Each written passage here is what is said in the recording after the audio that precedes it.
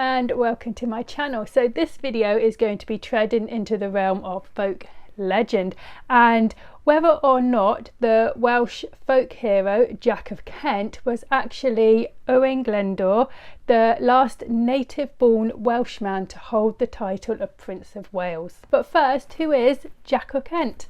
Jack of Kent is a Welsh folklore character who lives in the Welsh marshes. He is either a cleric or a wizard. He is most well known in Herefordshire on the English side of the Welsh border and Monmouthshire on the Welsh side of the Welsh border.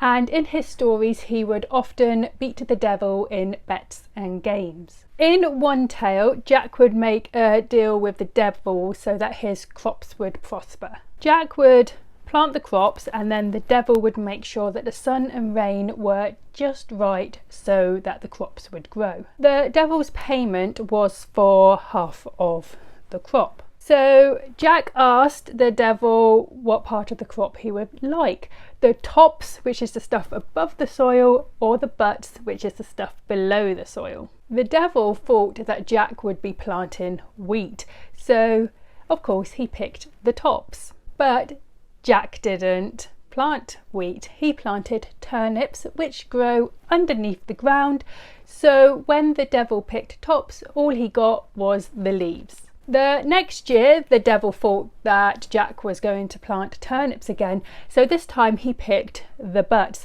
but Jack planted wheat. Another story says that Jack asked the devil to help him build a bridge. In payment, Jack promised the devil the soul of the first person who crossed the bridge. The bridge is built and then Jack tosses a bone over to the other side of the bridge so that a hungry dog runs across the bridge, becoming the first living thing to cross it. Now there is some speculation about who Jack of Kent could be. Some people say he is Sion Cent, a Welsh language poet, Jack of Kent being the English form of Sion Cent, whilst some people say that he is Owain Glyndwr, Prince of Wales. Owain Glyndwr was born in 1354. He was descended from several Welsh royal dynasties, but he didn't claim the title of Prince of Wales straight away. As in 1254, England had annexed Wales and the Prince of Wales title was given to the heir of the English throne.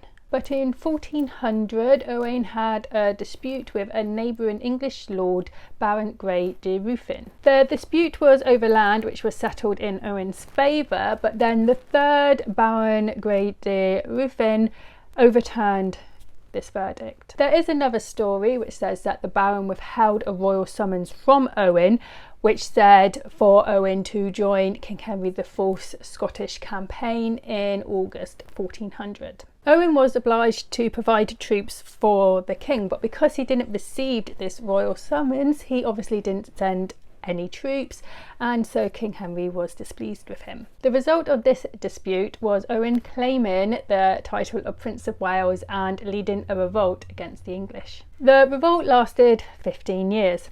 In 1404, Owain was crowned Prince of Wales in front of French, Spanish, Scottish and Breton envoys. But independent Wales only lasted until 1409 when English forces captured Owain's stronghold. Owain refused to surrender and retreated to the Welsh hills with the remainder of his forces, where he carried on his war with England using guerrilla tactics. In 1415, Owain disappeared.